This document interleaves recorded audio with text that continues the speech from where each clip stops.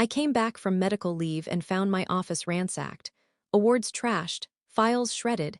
HR said we needed the space like I was dead. So I made one call, and by noon the entire executive floor was unemployed. The sound hit me before I saw them, the scraping of cardboard on metal, the rustle of plastic, muffled voices giving orders. I stood frozen in the doorway of what used to be my office.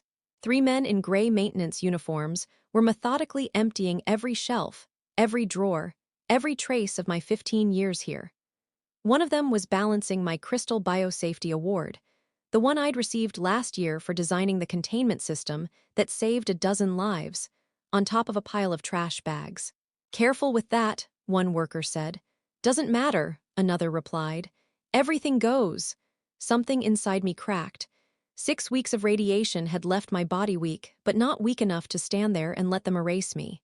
My hospital wristband was still on my arm from my final treatment that morning. "What's happening here?" The words came out barely above a whisper. They all froze. One of them dropped a binder. "We were told this space was being cleared, ma'am." "By who?" a voice answered behind me.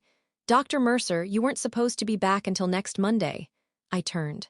Dr. Adrian Voss, interim head of environmental safety, stood there, perfectly calm, perfectly rehearsed.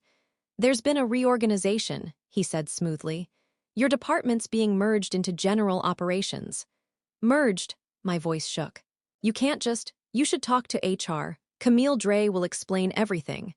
He gave a small smile that didn't reach his eyes. "And Leela, you look pale, you really should rest." He turned and walked away as the men kept packing my career into garbage bags. My diplomas were gone from the wall. My sister's photo, the one of us at the summit of Mount Rainier, was nowhere in sight. When I finally made it to HR, Camille barely looked up from her tablet. "Dr. Mercer, the Biological Containment Division is being absorbed into Central Ops, budget realignment." "I built that division," I said. "I designed the entire system that got us federal accreditation." "Yes, and your work has been recognized," she said coolly, sliding a folder across the desk. "You'll find your severance package generous." "Severance?" Camille finally looked up, and for a second I thought I saw something, guilt or maybe pity. "It's best if you move on quietly, Dr. Mercer. You've been through enough." I walked out of her office in a fog, only stopping when I passed the conference room. Through the glass wall, Adrian Voss stood at the front of the room, addressing a cluster of department heads and government liaisons. My protocols, my containment blueprints, were projected behind him. "These innovations," he was saying, "will redefine biosafety nationwide." Those were my words, my diagrams, my code. And as he spoke, they nodded, as if he had built everything I'd sacrificed my life for. That's when it hit me. They hadn't just replaced me. They'd stolen me. I stepped back from the glass, breath shaking. My phone buzzed in my hand, an incoming message from an unknown number. "If you want the truth, don't go to HR again. Go to Sublevel C at 8 p.m. alone." Before all this, I was the one they called indestructible. Dr. Leela Mercer, the woman who rebuilt the country's biosafety framework after the Meridian lab explosion that killed 3 technicians and nearly shut down the entire national research network. One of those technicians had been the younger brother of a federal inspector named Alina Rourke. We met during the investigation. She saw what the rest of them didn't, that I wasn't the monster they made me out to be. Back then, I believed that if your work was solid, if you told the truth, you were safe. I was naive. I grew up in Portland. My parents owned a small pharmacy, and when a local contamination case poisoned half the block, I was 12 years old watching my father throw away thousands of dollars in bad medicine because he refused to sell anything unsafe. That stuck with me, so I built a life out of rules, containment, redundancy, safety. By 30, I had 2 doctorates, 6 published papers, and a reputation for being difficult. Translation. I didn't let administrators cut corners. I joined the National Institute of Pathogen Research the year after the Meridian incident. They were hemorrhaging funding, desperate to prove they could rebuild. I gave them my protocols, triple-seal barriers, multi-cycle sterilization, real-time genetic mapping of cross-contamination risk. It was revolutionary. It was airtight. For 12 years, I slept in that lab more than I slept in my own bed. I missed birthdays, funerals, entire years of my life chasing perfection. My marriage ended with one sentence. You love risk assessment more than you ever loved me. But it worked. We earned level 4 federal certification, the highest in the country.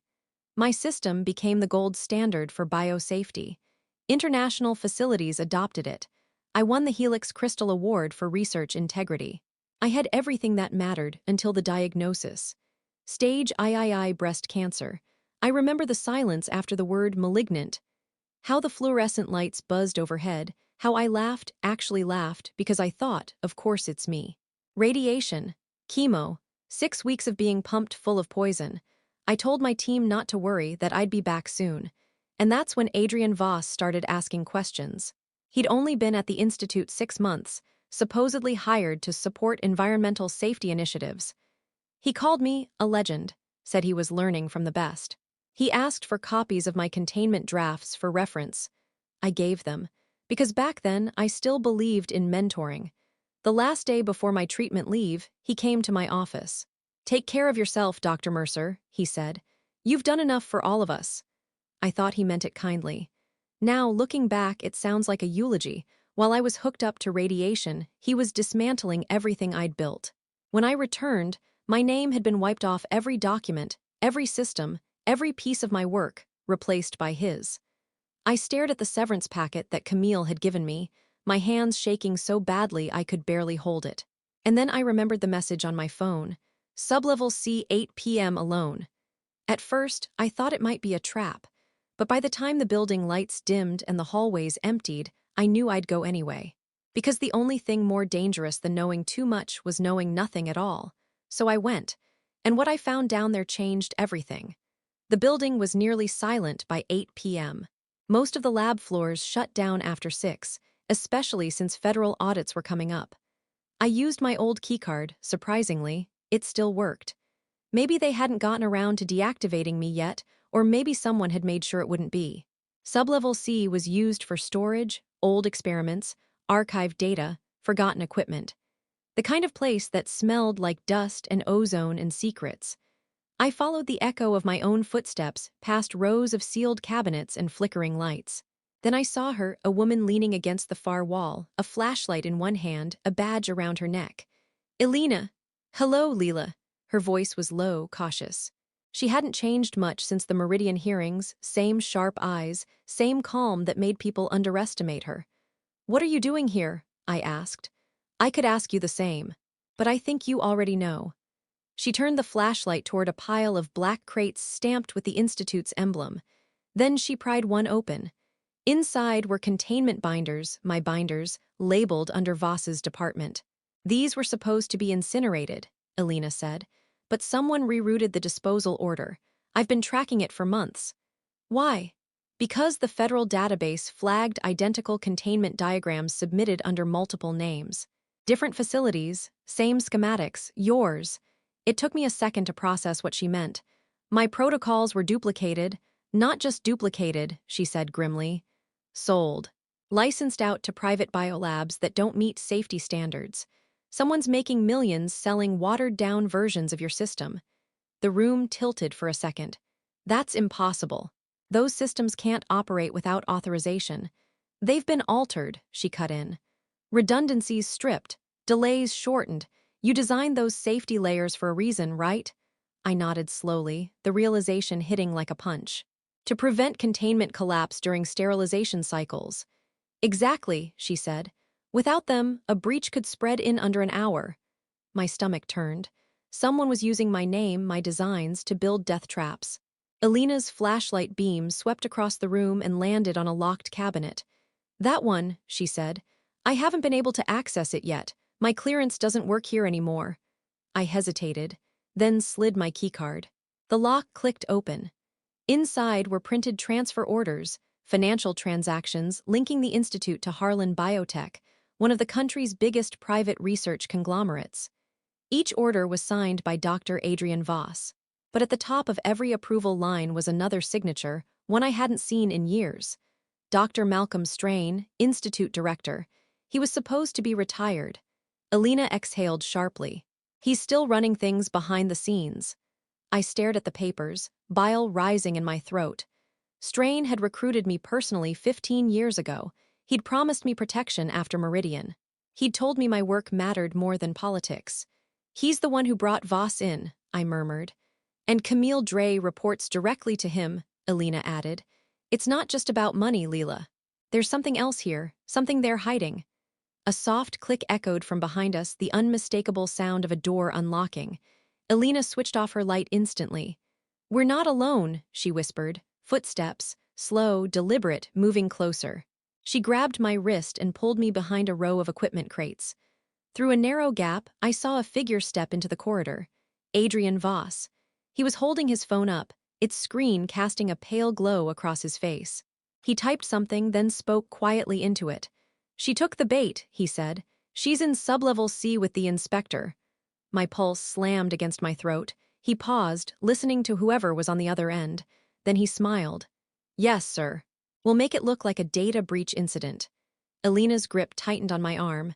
We need to go, now. We slipped toward the far exit, keeping low. As we reached the door, Voss's voice echoed behind us again. Make sure Dr. Mercer's badge stops working by morning. We didn't stop until we were outside, standing in the shadow of the parking garage. My whole body was shaking. He knew you'd come, Elena said. I looked down at the papers still in my hand, proof of the transfer deals, proof that Strain was still pulling strings. I'm done being erased, I said quietly. If they want a data breach, I met Elena's eyes. Then I'll give them one. I barely slept that night. Every time I closed my eyes, I saw the papers in that cabinet. My name on systems I hadn't approved. My work turned into a weapon. At dawn, I called Elena. I'm taking this to the top, I told her. The board, the press, whoever will listen. No, she said sharply. Not yet. If you go public now, they'll bury you before anyone verifies your evidence. Let me pull a few strings inside the bureau first. By the time I arrived at the institute, the main lobby was chaos. Security everywhere, staff whispering. Something had happened overnight. Camille Dre from HR was waiting outside my office. Dr. Mercer, she said coolly, you're wanted upstairs. The director would like a word. Director Strain, her expression didn't flicker. He's attending remotely. I followed her up to the executive conference room, the same one where I'd seen Adrian Voss presenting my work. Half the senior team sat around the table, eyes darting between me and the wall-sized monitor showing Strain's face. Dr. Mercer, Strain began, his voice smooth and grandfatherly. I've been informed of your concerns. Concerns, I repeated. You mean the theft of my research, the illegal sale of my protocols to unregulated labs? A murmur rippled through the room. Adrian Voss, sitting across from me, looked unbothered, even amused. I think there's been a misunderstanding, Strain said. Dr. Voss tells us you've been experiencing memory lapses since your treatment. For a second, I didn't understand what I was hearing. Then it hit. They weren't just erasing me from the records, they were rewriting me. That's not true, I said, forcing calm. Elena Rourke from the Federal Safety Bureau can corroborate everything. She has. Inspector Rourke is currently suspended, Strain interrupted. Pending review for unauthorized access to classified data. You really shouldn't associate yourself with her, Leela. The room spun. You set her up. He didn't deny it. Adrian leaned back in his chair, fingers steepled. You see, while you were on leave, we discovered inconsistencies in your containment protocols. Missing redundancies. Faulty timing cycles. I felt sick. You removed those redundancies. That's one interpretation, he said smoothly. Unfortunately, the data logs show you made the changes.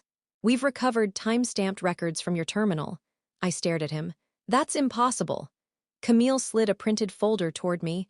My name, my login, digital timestamps from the exact weeks I'd been in treatment. You forged these, I whispered. We don't forge, Dr. Mercer, Adrian said gently. We document. Then Strain's voice crackled through the speaker. You've done extraordinary work here, Leela. But your health has compromised your judgment. We're prepared to offer a dignified exit, full pension, continued medical coverage, and a non-disclosure agreement. The folder sat open in front of me, a grotesque summary of my own erasure. I looked up at them, Voss, Dre, all of them complicit, and realized something awful. This wasn't improvisation. This had been planned. I'm not signing anything, I said quietly. Voss smiled faintly. Then I suppose we'll have to involve the Bureau's legal division. I stood, my voice trembling but sharp. You're not just destroying me, you're endangering everyone in this country with those strip-down systems. One breach and you'll have blood on your hands. Voss's smile widened. You give me too much credit, Leela. This isn't about you. I grabbed the folder, turned to leave, but Camille's hand shot out. Her nails dug into my wrist just long enough to whisper something only I could hear. Don't trust Rourke, she said. She's not who you think. Then she let go, her expression flattening back to neutral as if nothing had happened. I walked out of that room shaking, trying to process what she'd said. But before I reached the stairwell, my phone buzzed. An unknown number again. Check your inbox, now. I opened my email and there it was, a video file. No subject line, no message. I hit play. The footage was grainy from a security camera. Sublevel C-time stamp. Last night, 8:42 p.m. me and Alina Rourke, searching the cabinets. And then, a minute later, a small red light blinking on the wall behind us, a motion sensor.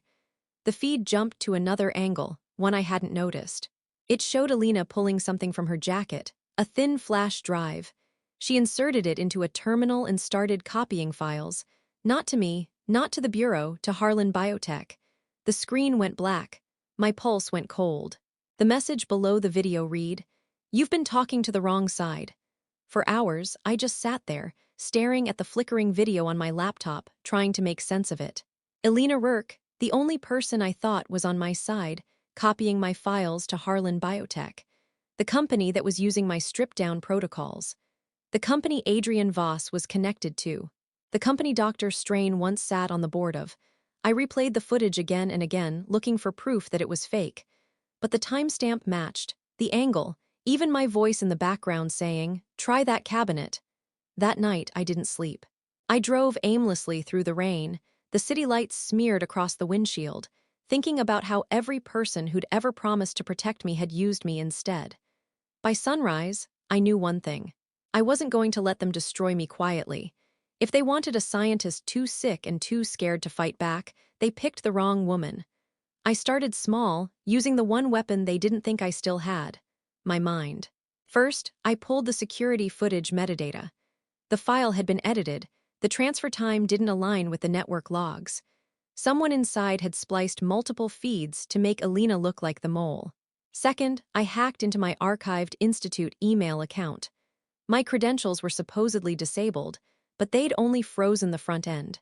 With a few bypass lines, old habits die hard, I was in. Dozens of messages had been deleted. I restored the backups. That's when I found something chilling. A message from Camille Dre, sent weeks before my diagnosis, to Dr. Malcolm Strain. Voss is moving forward. Mercer's medical results came in today. Early markers confirmed. Should we notify her or delay testing? Strain's reply came 2 minutes later. Delay. We can't risk her derailing the transition. Proceed quietly. I stared at those words until they blurred. They'd known. Months before I did. They'd seen my blood work, my cancer markers, and chosen to withhold the results, to sideline me at the perfect moment. That was the moment my grief burned away. What was left wasn't sadness, it was focus. If they'd used my illness as a weapon, I'd turn their own greed into their undoing. I called the only person I could trust to think like me, Zane Carter, one of my former IT leads, fired during budget cuts 2 years earlier. When he picked up, I didn't bother with small talk. I need access to the Institute's internal backups. Level 4 network, undetected. He whistled low. Jesus, Leela, that's career suicide. Already dead, I said flatly. This is resurrection. He hesitated. I heard rumors. About Voss, about the protocols being sold. You're really going after them. I'm not just going after them. I'm going to bury them. We met that night in a coffee shop near the river, a place we used to code through all-nighters. I handed him a flash drive with the falsified video, the emails, and a list of every access credential I'd recovered. Find out where this data trail ends, I said. If it touches Harlan Biotech, we'll need proof of transfer, logs, invoices, anything that ties the Institute directly to them. Zane's eyes narrowed. You're planning something, I nodded. They think I'm desperate. They think I'll take their payout and disappear. But if I can make them believe I'm about to blow everything up publicly, they'll expose themselves trying to contain me. He grinned. Classic Leela. Setting fire to the building to smoke out the rats. Something like that. Over the next 48 hours, we built a plan. I'd show up to the institute pretending to negotiate, play contrite. Let them think I was ready to sign their non-disclosure. Meanwhile, Zane would ghost into the system, tracking every encrypted communication between Voss, Strain, and Harlan Biotech. The goal, catch them coordinating a cover-up in real time. But as we prepared, another message appeared in my inbox. No sender, no traceable address, just a single sentence. If you expose Voss, you'll destroy the wrong man. I stared at it for a long time, every nerve in my body on edge, because whoever sent it knew exactly what I was planning. And when I looked at the attached file, my breath stopped. It was a medical report. Mine. Except this one wasn't from my hospital.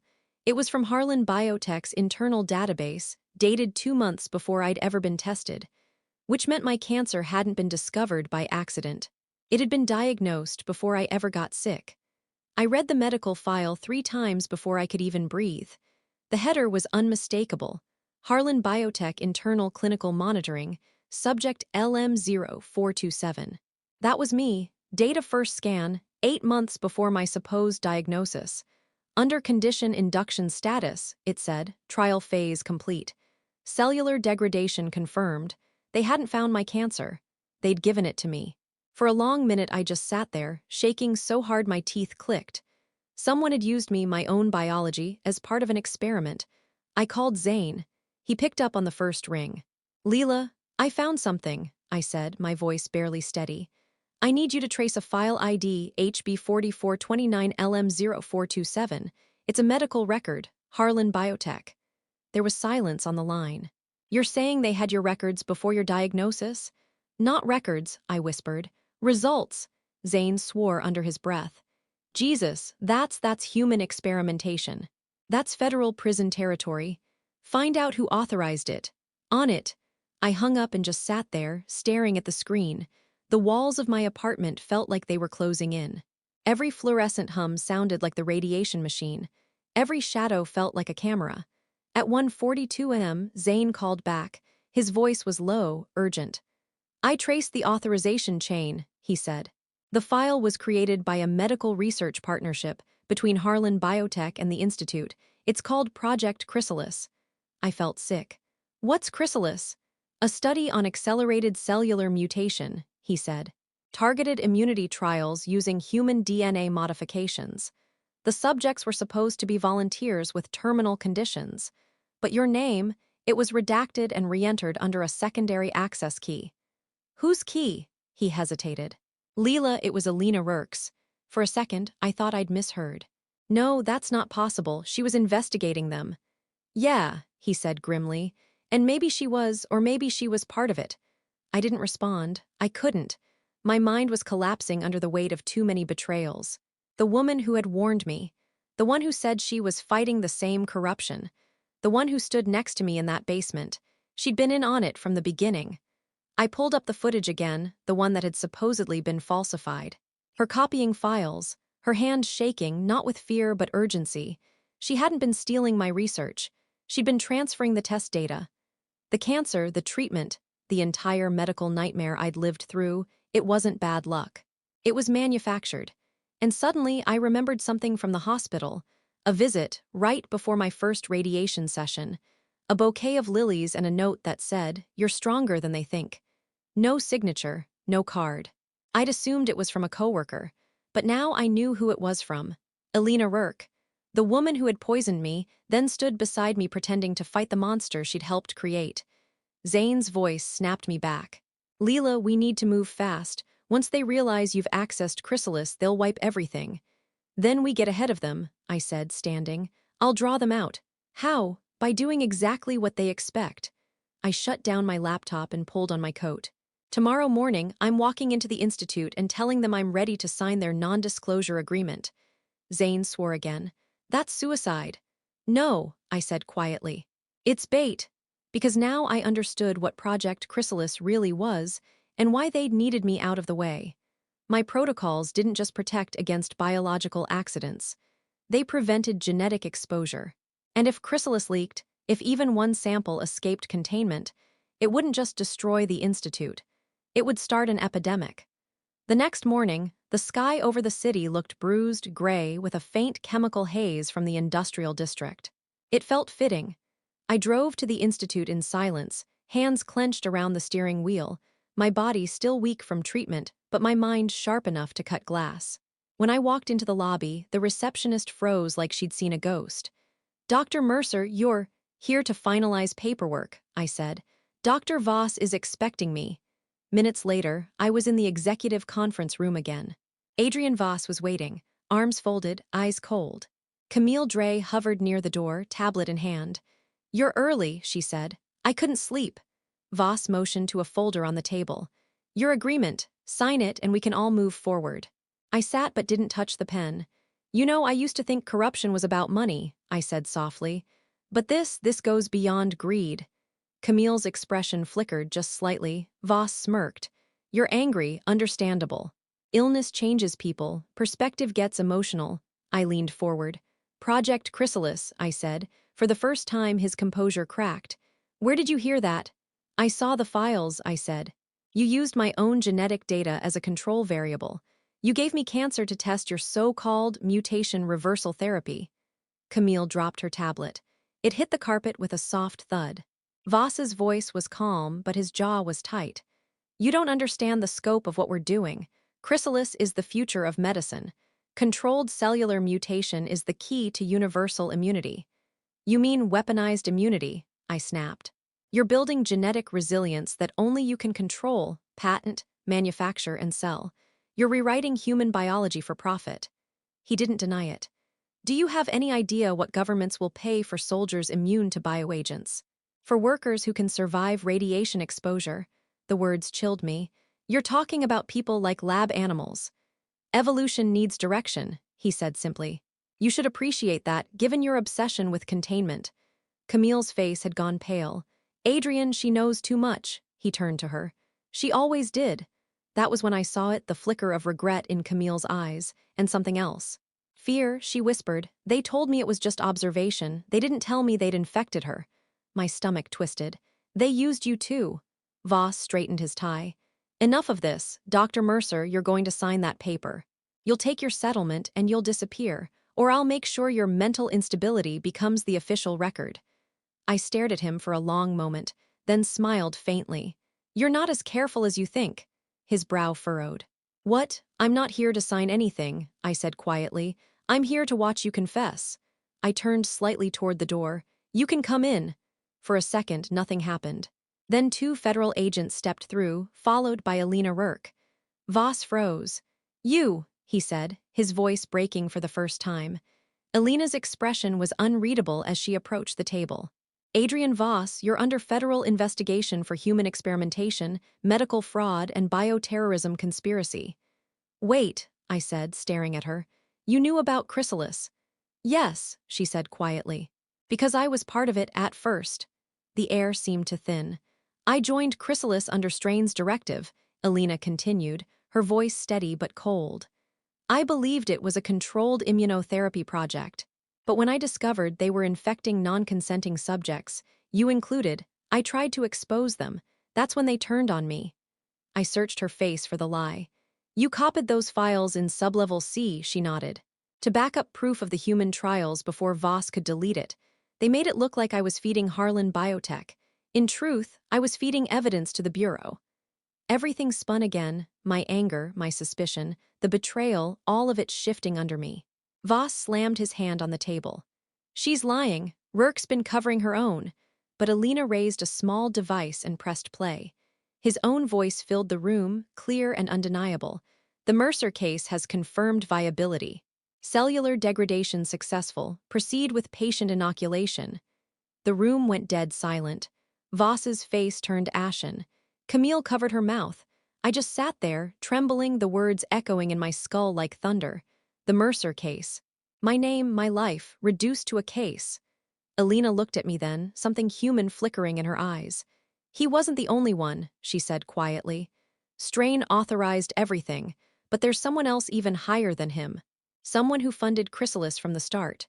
Voss laughed bitterly, almost hysterical. "You think I did this alone? You have no idea who you're dealing with. And when he said that name, Victor Harland, CEO of Harland Biotech, the room seemed to drop into absolute silence. Alina met my eyes. He's the one who built Chrysalis. Strain was just his puppet. Voss lunged, but the agents were faster. They pinned him down, cuffed his wrists, and read him his rights. As they dragged him out, he twisted his head toward me, his voice venomous. You can't stop Harland. He owns evolution now. I just sat there, shaking, until the door closed behind him, because I knew what he said wasn't a threat. It was a warning. 3 weeks later, the Institute's halls were silent. The federal investigation had gutted it from the inside out. Adrian Voss was in custody. Doctor. Strain had vanished, rumored to have fled the country. Camille Dre turned state's witness. But Victor Harland, he was untouchable. His empire stretched across continents, research, pharmaceuticals, defense contracts. Chrysalis wasn't just one project. It was a prototype for human control, disguised as innovation. He'd buried his name under layers of shell companies and consultants. Until now, Alina and I became uneasy allies. We didn't trust each other, not fully. But we needed each other. She still had bureau clearance. I had something Harland didn't, his unfinished work. Zane helped us reconstruct the full Chrysalis archive from encrypted backups. It contained every subject's file, every falsified trial report, every financial transaction that tied Harland Biotech directly to the Institute. But I knew Harland wouldn't fall from exposure alone. He had too many friends, too much money. So I decided to hit him where he never expected, his pride. For 2 days, I watched him. He was predictable, he liked control, loved publicity. When he wasn't at his compound outside DC, he was on stage at biotech summits, talking about the future of human evolution. One of those summits was in Boston, a live-streamed keynote titled The Next Frontier of Immunogenetics. The irony wasn't lost on me. Alina got me a security badge through bureau channels. Zane made sure Harland's internal cloud servers were linked to the feed. One synchronized upload, one global broadcast. When I walked into that convention hall, my pulse was calm for the first time in months. Harland stood at the podium, his voice smooth, rehearsed. Chrysalis represents a revolution in biological resilience. I walked up the aisle, unnoticed until I reached the steps. Then through the microphone, he didn't see me activate on my own badge, I said, and human experimentation without consent. The room froze. Cameras turned. Harland blinked. Dr. Mercer. Funny, I said. You remember my name now. Behind me on the massive screen, Zane's upload triggered. The projector blinked, then filled with documents. Audio clips, internal emails. Project Chrysalis, subject LM0427. Unreported cellular mutation induced. Lethal progression confirmed. Gasps filled the hall. Reporters grabbed phones. Security moved too late. Alina's agents had already sealed the exits. Harland's composure cracked, then disintegrated completely. He lunged for the console. Cut the feed. No, I said, stepping in front of him. You don't get to silence this one. The broadcast continued for 22 excruciating minutes. When it ended, the screen faded to black, leaving only a single phrase Zane had written across it. They called it evolution. We call it murder. By nightfall, the Bureau had issued warrants. Harland was arrested in his private jet hangar. Strain was extradited 2 days later. Their empire collapsed under the weight of its own rot. I testified before Congress the following month, not as a victim, as an expert witness. We wrote new regulations, new oversight laws. Chrysalis would never happen again. Sometimes, I still feel the radiation scars burn when I think too long about what they did to me. About what I became to them, a test subject, a number, a statistic in someone's spreadsheet. But when I walk through a lab now and see the new containment seals, my seals, protecting the next generation of scientists, I know I took back what they stole. After the hearings, Alina found me standing outside the Capitol. You did it, she said quietly. No, I told her. We did. She hesitated. What will you do now? I looked at the morning light reflecting off the glass buildings, the same kind of sterile, perfect structures where all this began. Keep watching, I said, because there's always another Harland waiting in the shadows. Then I walked away, leaving the Capitol behind, the air cool and clean around me. They'd made me their experiment. I became their consequence. And this time, the containment held.